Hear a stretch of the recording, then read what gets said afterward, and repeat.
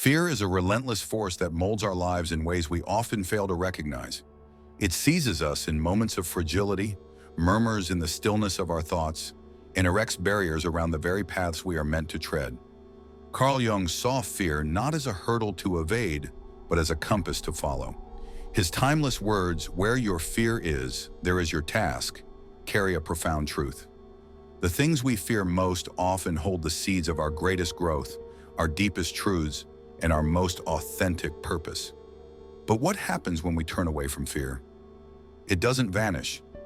Jung warned, "What you resist not only persists but will grow in size."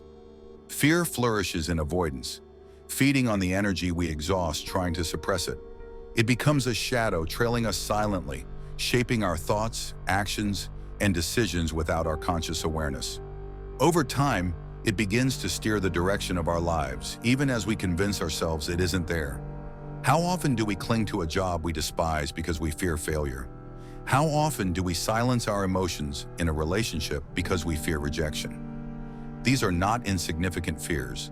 They are signposts, pointing directly to the parts of our lives that cry out for attention. Fear is not merely a reaction to external dangers. It is intricately woven into the fabric of our inner world. It reveals unresolved conflicts, unmet desires, and untapped potential. Jung believed fear serves as a mirror, reflecting the parts of ourselves we have yet to confront. This is why he declared, "A man who has not passed through the inferno of his passions has never overcome them." The inferno symbolizes those fiery, overwhelming emotions we strive to bury. Fear, guilt, shame, anger. These are not emotions we can simply bypass. They demand to be faced, head-on and unflinchingly. The idea of facing fear as a path to transformation is echoed in countless myths and stories. Take the Greek myth of Theseus and the Minotaur. Theseus enters the labyrinth, a dark and confusing maze, to confront the Minotaur, a creature that embodies terror and destruction. Armed with courage and a thread to guide him, he ventures into the unknown.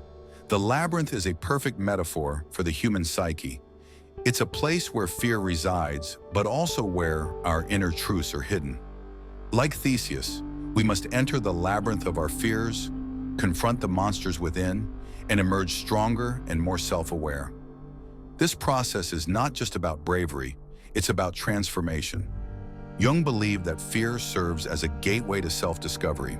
He wrote, "We don't get to the light without going through the darkness. The darkness is not something to avoid, it is something to embrace.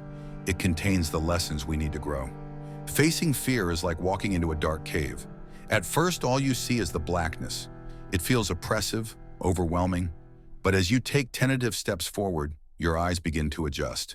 You start to notice details, the contours of the walls, the faint glimmer of light reflecting off hidden treasures. The cave, once terrifying, becomes a place of possibility. Fear, then, is not the enemy. It is a teacher. Jung's perspective on fear invites us to reframe how we see it. Instead of viewing fear as a sign of weakness or failure, we can see it as an opportunity, a signpost pointing us toward what we need to confront to grow. This requires a shift in mindset, from one of avoidance to one of curiosity. What is fear trying to tell me? What lies beyond it? To answer these questions, we must delve deeper into one of Jung's most profound ideas. One does not become enlightened by imagining figures of light, but by making the darkness conscious. True enlightenment, he argued, is not about escaping into idealized notions of purity or goodness. It is about bringing awareness to the shadowy corners of our mind, to the fears and desires we suppress. This process of making the darkness conscious requires honesty and courage. It means acknowledging the parts of ourselves we'd rather deny, the insecurities, the jealousies, the pain. But by bringing these aspects into the light, we free ourselves from their control. This idea is powerfully illustrated in Victor Hugo's Les Misérables. The character of Jean Valjean undergoes a profound transformation when he confronts his inner darkness. Valjean, once hardened by years of imprisonment, is consumed by bitterness and fear. His encounter with the bishop, who offers him grace and forgiveness, forces him to face the moral abyss within himself. He could have ignored this confrontation with his soul and continued down a path of anger and vengeance. Instead, he chooses to acknowledge his fear of vulnerability and change. By doing so, he transcends his past and begins a journey of redemption, ultimately finding purpose in helping others. Jung believed that until we make the unconscious conscious, we remain prisoners of it. He wrote, "Until you make the unconscious conscious, it will direct your life, and you will call it fate." Fear is a key part of this unconscious. It resides in the depths of our psyche, subtly shaping our actions and reactions. When we refuse to face it, we surrender control. We might convince ourselves that life is just happening to us, that our circumstances are dictated by external forces, but in reality, it is our fear pulling the strings. Think of someone who constantly sabotages their relationships. On the surface, it might seem like bad luck or a series of unfortunate coincidences, but beneath that, there might be a fear of intimacy or abandonment, something buried so deeply in the unconscious that they're unaware of how it shapes their behavior. By refusing to confront this fear, they remain trapped in a cycle, repeating the same mistakes and calling it fate. Only by bringing this fear into consciousness can they break free. This is not an easy process. Jung compared it to a hero's journey, a descent into the underworld of the psyche. It requires facing not only fear, but also pain, regret, and the parts of ourselves we'd rather forget. Yet as difficult as this journey is, it is also profoundly rewarding. When we confront fear, we strip away the illusions that keep us trapped. We discover truths about ourselves that were hidden beneath the surface. We become more whole, more authentic, and more capable of living with purpose. Consider the story of Viktor Frankl, the psychiatrist and Holocaust survivor who penned Man's Search for Meaning. Frankl endured horrors in the concentration camps that defy comprehension: loss, suffering, and the constant shadow of death. Yet he refused to let fear consume him. Instead, he confronted it head-on, asking himself what this unimaginable suffering revealed about the human spirit and the nature of existence. Through this relentless inquiry, he uncovered a profound truth. Even in the face of despair, we possess the power to find meaning. Frankl's life is a testament to Jung's belief that fear is not a barrier, but a gateway. It compels us to ask the hardest questions, to dig for truths buried deep within ourselves, and ultimately to grow. When we avoid fear, we remain stuck in inertia. Life becomes stagnant, repetitive, and hollow, as if we're merely going through the motions. But when we face fear, something extraordinary happens. We ignite a spark of transformation.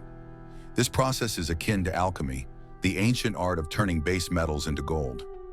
Jung frequently used alchemy as a metaphor for psychological growth. In this analogy, fear is the raw, unrefined material. At first glance, it appears worthless, even repellent. But when subjected to the heat of self-awareness, when we dare to examine it, understand it, and integrate it, it transforms into something invaluable. Fear becomes wisdom, strength, and purpose. This transformation isn't confined to the individual. It ripples outward, touching the lives of others. When we confront our fears, we become more empathetic, more compassionate, and more willing to extend a hand to those on their own journeys. We become living proof that fear, once faced, can be a catalyst for profound change. Frankl's story is a beacon, illuminating the path for others to follow. By choosing to face his fear, he not only reclaimed his own life, but also inspired countless others to find meaning in their suffering. This is the alchemy of fear. It begins as a heavy, dark weight, but through courage and introspection, it becomes a source of light. A light that guides not only ourselves, but also those around us. Fear, then, is not an end, but a beginning. It is the raw material from which we forge our most authentic selves, and in doing so, we contribute to a world that is kinder, braver, and more connected. Consider the character of Samwise Gamgee in The Lord of the Rings. Sam is not a traditional hero. He is small, humble, and full of doubts. Yet he confronts immense fear to support Frodo on their quest to destroy the One Ring. Sam's courage doesn't just transform him, it inspires those around him. In facing fear, we not only change ourselves, but also create a space for others to do the same. Jung's insights on fear remind us that the path to purpose is not a straight line. It twists and turns, leading us through darkness and uncertainty. But this is not something to dread, it is something to embrace. The darkness is where growth happens. It is where we discover the hidden parts of ourselves and learn what we are truly capable of. If you're wondering how to begin this process, the first step is simple. Listen to your fear. Instead of running from it, ask yourself what it's trying to tell you. What unresolved conflict does it point to? What part of yourself have you been avoiding? This kind of self-inquiry can be uncomfortable, but it's also liberating. Fear, after all, is not an enemy. It is a guide. It shows us where we need to go, even if the path is difficult. As you walk this path, hold tightly to Jung's wisdom. Where your fear is, there is your task. Let fear become your compass, a guiding force that directs you toward your purpose, even when the way seems shrouded in uncertainty. This journey will not be easy. It will test you in ways you cannot yet imagine. You will face doubt, that insidious voice that whispers you're not enough. You will encounter discomfort, the kind that makes you want to turn back to the familiar, even if it no longer serves you. And there will be moments of despair, when the weight of the unknown feels too heavy to bear. But if you persist, if you keep moving forward one step at a time, you will discover a light on the other side. This light is not something outside of you. It is within you, waiting to be uncovered. It is the light of self-awareness, the kind that comes from truly knowing yourself, flaws and all. It is the light of resilience, forged in the fires of your struggles. And it is the light of transformation, the radiant proof that you have grown, evolved, and become more than you once were. Fear is not here to defeat you, it is here to awaken you. It is a call to rise, a reminder that you are capable of far more than you think. Within you lies a well of strength, deeper and more enduring than you realize, ready to carry you through the unknown. By stepping into the darkness, by facing the shadows you've spent so long avoiding, you will uncover treasures hidden within. These are not material riches, but profound truths. Truths about who you are, what you value, and what you are meant to contribute to the world. These truths have been waiting for you all along, patient and steadfast, like stars hidden behind a stormy sky. The journey does not begin with the absence of fear. It begins with the courage to face it, to walk straight into its heart and emerge transformed. This is how fear reveals your true purpose. It strips away the illusions, the pretenses, and the distractions, leaving only what is real and essential. It is not a journey for the faint of heart, but it is a journey worth taking. For on the other side of fear lies not just purpose, but a version of yourself you may have never dared to imagine.